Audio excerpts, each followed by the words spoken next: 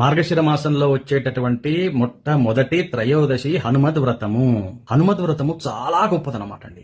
ఏ దేవతని ఏ విధంగా అయితే పూజిస్తే ఆ సంవత్సరం మొత్తము జయమే కలుగుతుందో చెప్పండి స్వామి అని అడిగింది ద్రౌపదీదేవి. అప్పుడు వ్యాసుల వారు చెప్పారు, హనుమద్ వ్రతము చెయ్యి, మార్గశిర మాసంలో చెయ్యి, మొదటి త్రయోదశి నాడు చెయ్యి.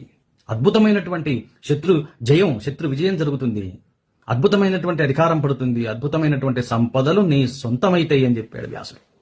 ఆ రోజు తప్పనిసరిగా అందరూ హనుమాన్ చాలీస చదువుకోండి, సుందరాకాండ పారాయణ చేసుకోండి, సువర్చలాదేవి సహితంగా హనుమంతుడిని తలచుకోండి. అద్భుతమైనటువంటి విజయాలు మీ జీవితంలో పొందండి. దాన్ని మించినటువంటిది లేదు. రామానుగ్రహం కలుగుతుంది, హనుమదనుగ్రహం కలుగుతుంది, మీరు మీ పిల్లలు బాగుంటారు. ఆ విధంగా చేయండి. ధృత్యా సాగర లంఘనం హనుమతో లంకామదోత్పారణం తత్ర